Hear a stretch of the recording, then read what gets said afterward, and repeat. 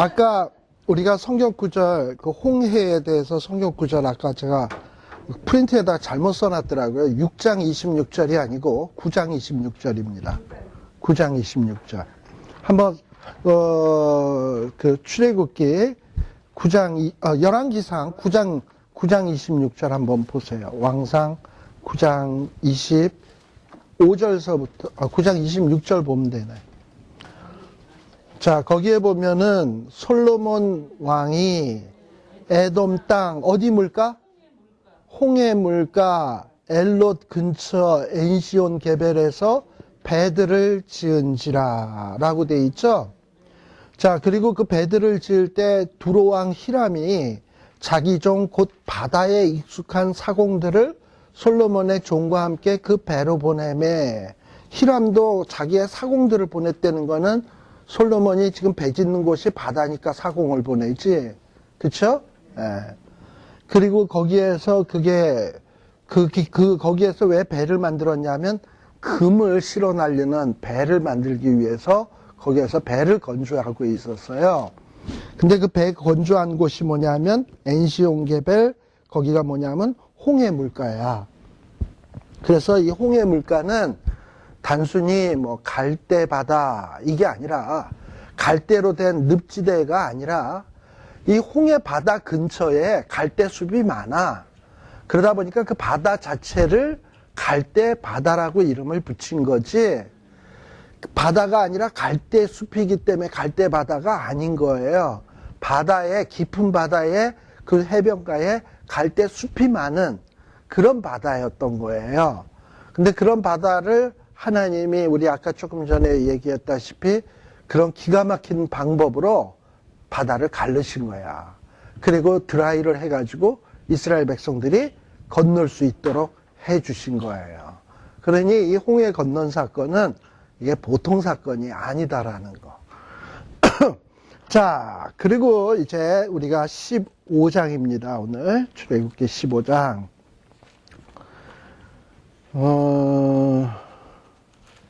우리 지난번에 우리 출애굽기 3장 할 때 이거 기억나실 거예요. 모세가 호렙산에 올라가서 하나님 앞에 부름받을 때, 가시떨기나무 있는 데서 부름받을 때, 이 모세는 두려워하면서 하나님, 내가 그럼 뭐 가긴 가겠는데 내가 애굽에 가서 이스라엘 백성들이 도대체 네가 누가 보내서 왔냐? 라고 얘기를 하면 내가 뭐라고, 누가 보내서 왔다라고 얘기해야 되나요? 이러고서는 하나님 앞에 질문을 했었어요. 그랬더니 그럼 하나님을 도대체 누구라고 내가 얘기를 해야 될까요? 물어봤을 때 하나님이 나는 스스로 있는 자니라 라는 얘기했던 거 기억하실 거예요. 이 15장에 나오는 이야기는 그것과 관련 지어서 생각을 해봐야 합니다. 자, 나는 스스로 있는 자니라가 무슨 얘기라 그랬죠? 하나님은 마땅히 될 자가 되실 분이다. 그러면 하나님은 마땅히 뭐가 되실 분이냐?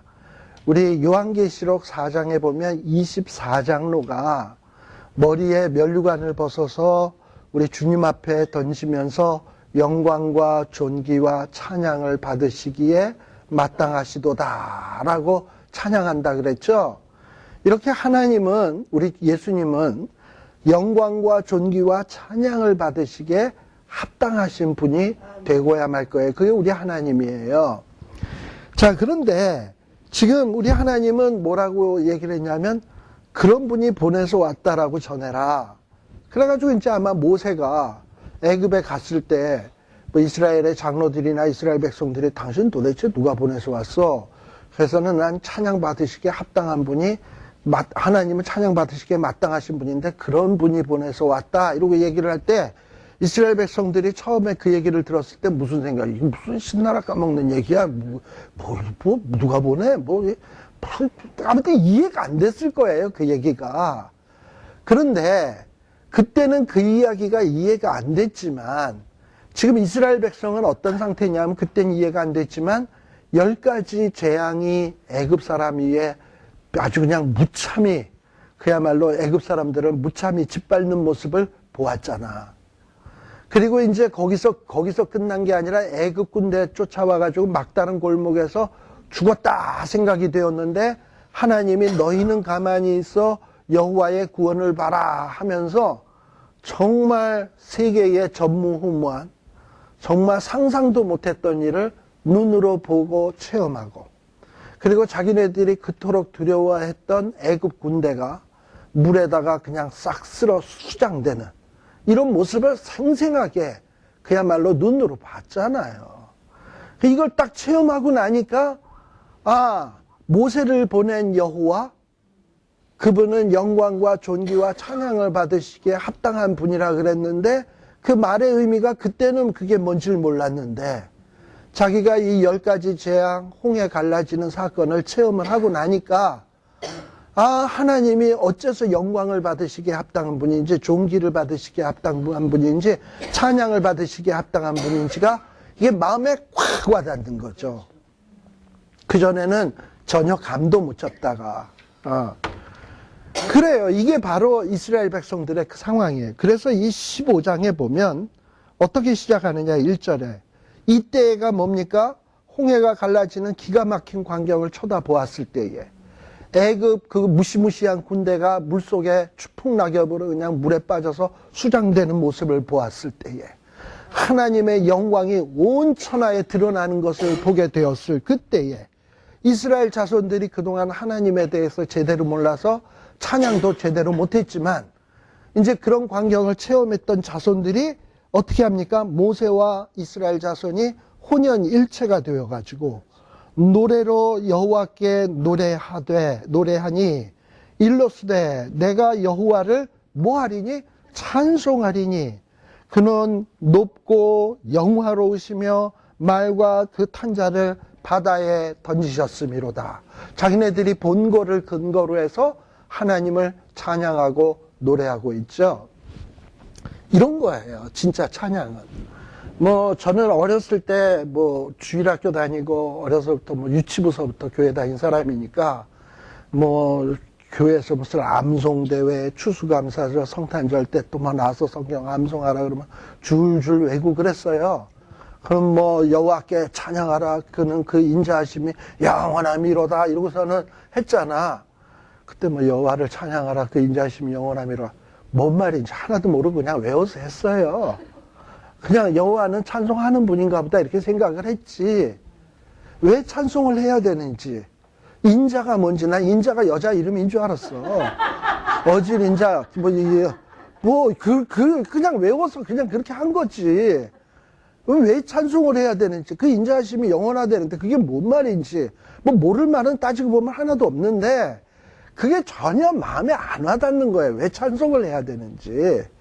그러니 모세가 이스라엘 백성들 애굽에 와가지고 내가 너네들 구원하러 왔다 그랬더니 누가 보내서 왔는데 찬송과 영광과 존귀를 받으시기에 합당한 분이 그리고 그런 찬양을 너희들의 입에서 받아내실 그분이 보내서 왔어 그랬더니 뭔 소리를 하는 거예요? 쟤 돌았나? 이제 이랬을 거 아니에요. 그러면서 그 말의 의미가 뭔지 도무지 마음에 안 와닿던 사람들이 자기네들이 진짜 여호와의 구원의 놀라운 은총을 체험을 하니까 그냥 찬송하지 말라 그런 얘기 안 해도 그냥 튀어나오는 게 찬송인 거예요. 그게 찬송이야. 그래서 지금 그 이스라엘 백성들이 이 하나님의 놀라운 능력을 보니까 이 찬송이 터져 나오는 거예요.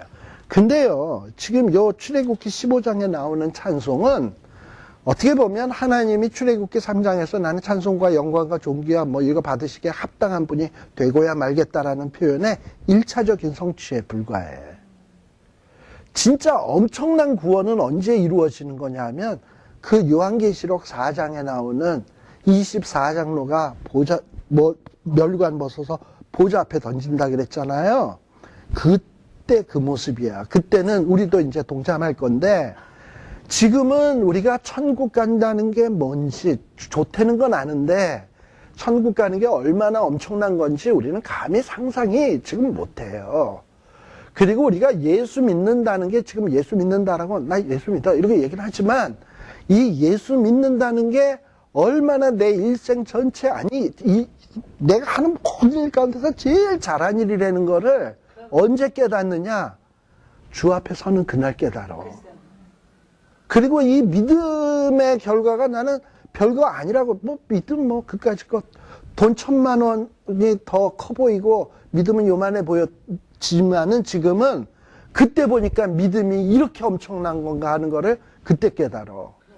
그리고 내가 행위로, 내 의로 구원받은 게 아니라 믿음으로 구원받았다는 게 얼마나 엄청난 하나님의 은혜인지를 그때 깨달아.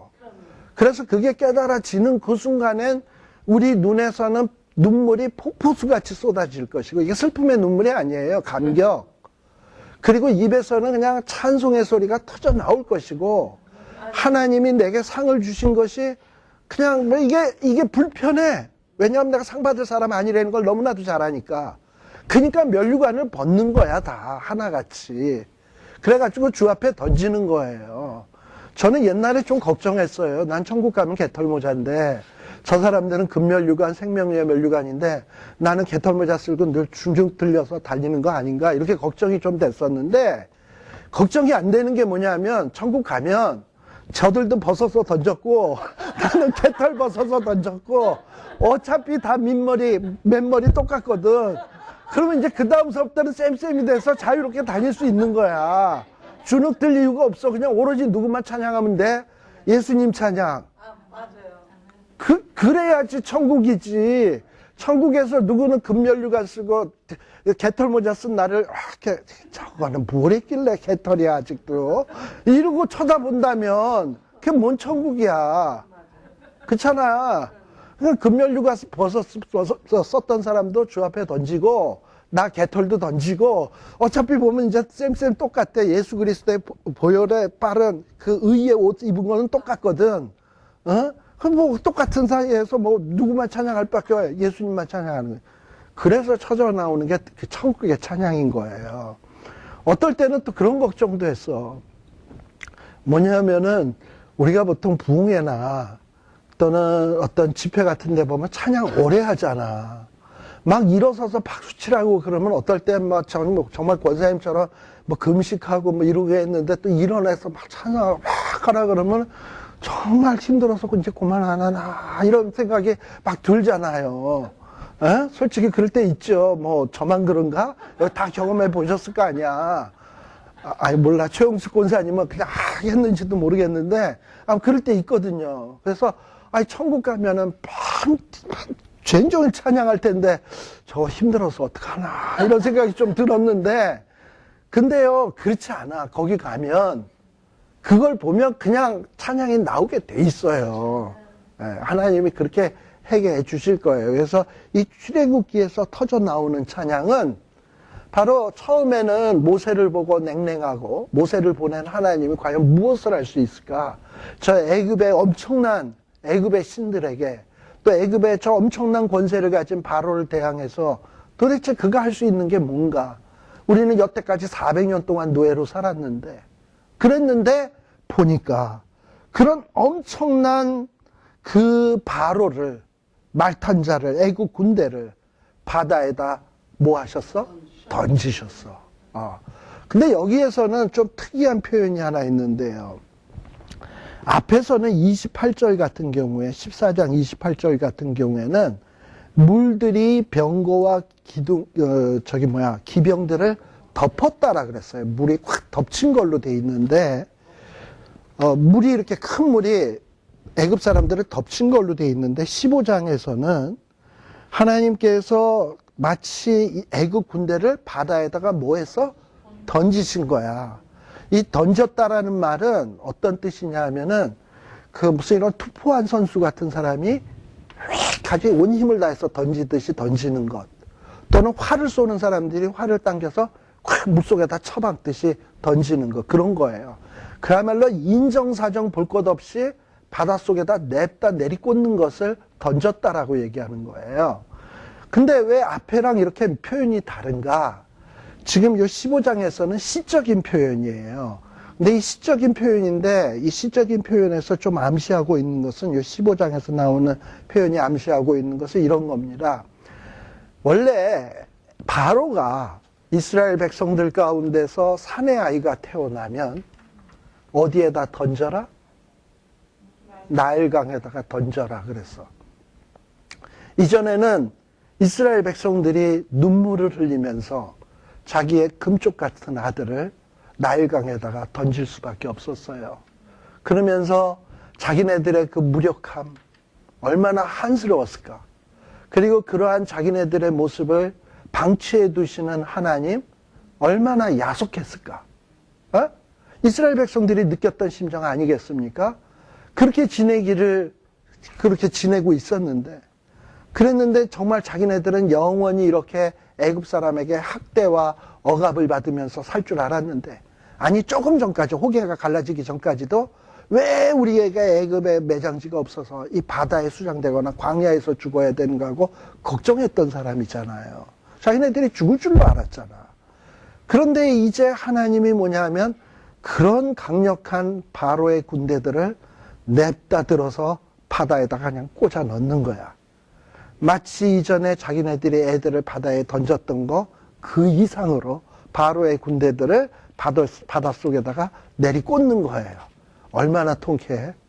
저들이 행한 거 그 이상으로 꽃배기로 하나님은 되갚아 주시는 기가 막힌 광경인 거지. 그러니까 이 바닷속에 이 바로의 군인들이 물속에 빠져서 허우적거리는 그 모습을 보면서 이전에 자기네들이 자기네 아이들을 물속에다 빠뜨려 놓고 그 한스러웠던 것을 생각하는데 그거를 통쾌하게 갚아주시는 그 하나님의 은혜를 생각하니까 또 찬양이 터져 나오는 거야. 저 애국 군대를 바다에다 던지셨구나. 아주 신이 나는 거지. 우리는 옛날에 우리 애들을 눈물을 흘리면서 어쩔 수 없이 나일강에 던졌었는데 저 못된 짓 하던 놈들을 저렇게 던지시는구나. 그러니까 또 그 다음에 나오는 말이 뭐냐면 여호와는 나의 뭐요? 힘이요 노래며 구원이시며 그는 나의 하나님이시니. 자, 이렇게 대단하신 하나님이 뭐다? 나의 하나님이다 라고 얘기할 때 이게 얼마나 감격스럽습니까? 여러분들 뭐 자식이 아주 자랑스러운 아들을 두었어요? 내가 제 엄마야. 뭐 이런 거 있잖아. 내가 제 엄마야. 뭐 이런 거. 뭐 그 다음에 뭐 아주 훌륭한 남편이 있으면 내가 저 사람 부인이에요. 뭐 이런 거 있잖아요. 저희 어머님이요. 이런 얘기 해도 되나 몰라. 저희 어머님이 그 나이 한 40대부터 이 자동차 운전을 하고 다니셨어요. 몇 살까지 하고 다니셨냐면 한 84세까지 운전을 하시다가 돌아가신 게 88년도에 돌아가셨는데 84세까지 운전하셨어요? 네, 서울에서 시내에서 그것도 한복판에서 그리고 운전하고 다니셨는데 이제 40대 한참 젊으실 때 운전을 하다가 교통순경이 잡았거든. 이제 면허증 내놓으세요. 뭐 이랬거든요. 그러면은 이제 저희 어머님이 뭐라 그랬냐면 그때 저희 아버님이 뭐 총신대 학장인가 그랬거든요. 제가 총신대 학장 부인인데요. 그랬거든요.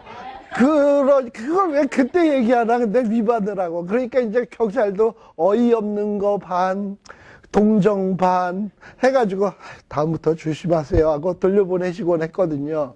근데 그걸 또 한 번 맞들이니까 이제 자주 그러셨어, 또. 우리 어머님이 천국에서 보시고 이놈 하겠다. 근데 아무튼 남편이 자랑스럽거나 자식이 자랑스러우면 누구? 나의 아들, 나의 남편. 근데 지금 이스라엘 백성들이 홍해 갈라지는 사건을 보면서 하나님은 누구의 하나님? 나의 하나님. 여러분들 나의 하나님 할 때에 그 자부심이 있으십니까? 이 하나님이 나의 하나님이다. 나의 구원, 나의 하나님. 내가 그를 찬송할 것이요.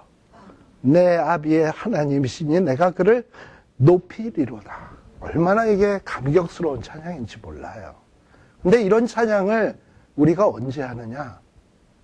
지금은 잘 모를지 모르지만 우리가 천국에 가면 이런 찬양이 가슴에서부터 막 터져 나올 거예요. 그리고 그 하나님이 해오신 일들을 보면 여호와는 용사시니 여호와는 그 이름이시로다. 눈으로 봤잖아. 체험했잖아. 이게 이스라엘 백성들의 찬양인 거예요. 그래서 우리 하나님이 출애굽기 3장에서 하신 얘기가 뭐냐면, 너희들이 지금 내가 하는 말이 뭔 말인지 니들이 모를지 모르지만, 나는 시간이 지나고 역사가 흐르고 너희들의 인생을 다 살고 나면 너희들의 입술에서 나는 영광과 존귀와 찬양을 받으시기에 합당한 분이 되고야 말게. 하나님이 찬양을 받고 싶어서가 아니야. 그렇게 사랑을 너희에게 베풀어 주고 은혜를 베풀어 줘서 너희로 하여금 억지로 시켜서가 아니라 네 스스로가 자발적으로 하나님을 찬양하지 않고서는 견딜 수 없도록, 하나님 앞에 영광을 돌리지 않고서는 견딜 수 없도록 그렇게 내가 너에게 사랑과 은혜와 인자와 모든 것들을 부어 주시겠다라고 약속하고 있는 거예요. 이게 하나님의 약속이야. 근데 이 약속은요, 하나님이 한 약속이기 때문에 패하여지거나 포기되어지거나 좌절되거나 아니면 내가 갖고 있는 조건, 내가 갖고 있는 자격, 나의 어떤 의로운 행위가 있어야지만 하나님이 그렇게 뭐 된다 그런다면은 그거는 진짜 뭐 정말 이거 굉장히 쉐이키한 건데, 하나님은 내 조건, 자격 안 봐. 그리고 뭐 우리의 모든 어떤 거 안 보고 하나님이 그렇게 하겠다고 약속했기 때문에, 하나님은 인생이 아니시니 시건치 않으시고 인자가 아니시니 후회가 없어. 그 약속해놓고 내가 암만 시덥지 않게 살아도 내가 저런 놈에게 왜 이런 약속을 했지? 괜히 했다 이러실 분이 아니야. 내가 암만 시덥지 않아도 하나님은 내게 은혜 퍼부으실 거고요, 사랑 부으실 거고요, 역사하실 거고요. 그래서 마침내 이런 시덥지 않은 내 입에서 하나님을 찬양하지 않을 수 없도록 하나님은 그 일을 이루실 분이 하나님이에요. 그게 하나님이에요. 그런 분이 하나님이시기 때문에 하나님이 위대하신 거예요. 예. 뭐 까짓것 세상의 우상들처럼 재물 바치고 지성 바치면 우상이 복 주고 하는 거라면, 그거 뭐 내가 할 거 다 했으니까 그것도 나 줘야지. 기브 앤 테이크 사랑 누군들 못하나? 그게 뭐 그 신이 좋은 게 찬양받을 이유가 뭐가 있어? 내가 줄만치 줬으니 저도 복 줘야지. 그건 찬양할 이유가 없는 거예요. 그런데 하나님은 어떠냐? 이리 보아도 저리 보아도 난 자격 없어. 내가 한 거라고는 가만히 있어 여호와의 구원을 본 것밖에 없어. 그런데 하나님은 엄청나게 나에게 구원을 해주신 거예요. 그래서 이 출애굽 홍해 건넌 사건은요, 이스라엘 하나님의 백성에게 있어서는 잊을 수 없는 경험이 되는 거예요. 그래서 이스라엘 백성들에게 너희를 종되었던 애굽 땅에서 구원하신 나는 여호와로라 선포를 해놓고, 그러므로 너희가 제 일은 나 외에 다른 신은 내게 두지 말라 뭐 이러고서 계명이 나오는 거예요. 그러니까 그 계명을 우리가 순종해야 하나님이 복을 주시고 은혜를 주는 게 아니라, 왜 우리가 순종을 해야 되는가? 하나님 앞에 엄청난 은혜를 받은 사람이니까. 그리고 그 은혜를 생각하면 순종이 어려운 게 아니야. 그래서 하나님이 그 은혜를 생각하라는 거야. 근데 그 은혜에 딱 지적하는 사건이 뭐냐면, 애굽 땅 종되었던 집에서 구원한 그 사건. 뭡니까? 장자 죽인 것과 홍해 갈라서 이스라엘을 완전히 애굽의 소나기에서 끄집어낸 사건 아니겠습니까? 그러니까 이 사건이 이스라엘 백성에게 있어서는 역사의 전무후무한 잊을 수 없는 구원의 경험이 되는 거예요. 그런데 우리에게는 그 홍해 건너는 것보다도 더 엄청난 사건인데, 그게 뭐냐면 우리는 죄와 사망의 노예였던 우리가 예수 그리스도의 십자가로 거룩한 하나님의 자녀가 되었다는 것. 이것은 지금 우리가 생각할 때 이게 뭐 그래 영접하는 자 곧 그 이름을 믿는 자들에게 하나님의 자녀가 되는 권세를 주셨으니 다 외우잖아요. 근데 내가 하나님의 자녀된 권세 가지고 막 잠이 안 와? 이럴 땐 잠이 안 오지. 고등학교 입시 시험 준비해가지고 대입시 준비해가지고 학교 통지서를 받았어. 그럼 막 가슴이 공당공당하고 그렇지. 좋은 학교 들어갔을 때 그렇잖아요. 그리고 막 어려운 시험을 통과해서 패스했을 때, 그때 막 그냥 가슴이 뿌듯하잖아.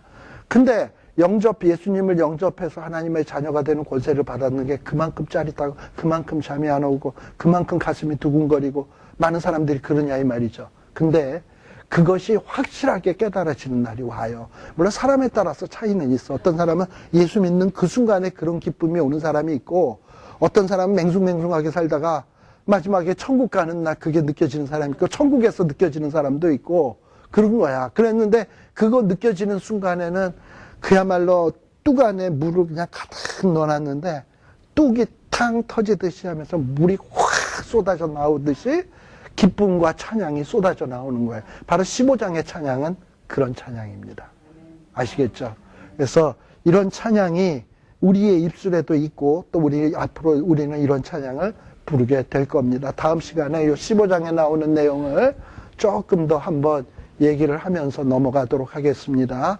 오늘 조금 와야 될 사람들이 안 온 것 같고 그래가지고 좀 여기서 마치겠습니다. 기도하겠습니다. 하나님 아버지 감사합니다. 참으로 이스라엘 백성 그들의 모습 너무나도 한심한데 우리도 그들과 별반 다르지 않습니다. 아니 어쩌면 그들보다도 더 못한 존재일런지도 모릅니다. 그런데 하나님께서 그러한 이스라엘 백성들을 약속 때문에 구원하여 주시고 엄청난 은혜와 역사를 보여주신 것 오늘 우리가 살펴보았습니다. 하나님 아버지 우리도 그런 은혜 받은 자임을 잊지 말게 하여 주옵소서. 우리가 받은 바 은혜가 얼마나 엄청난 것인지 정말 우리 마음속에 깨달을 수 있는 저희들 되게 하여 주시옵소서. 우리 모두가 훗날 주님의 보좌 앞에 서서 면류관 벗어서 주 앞에 던지면서 함께 찬양할 때 그 감격을 우리들 늘 소망하는 저희들 되게 하여 주시옵소서. 예수님 이름으로 기도드리옵나이다. 아멘. 마치겠습니다.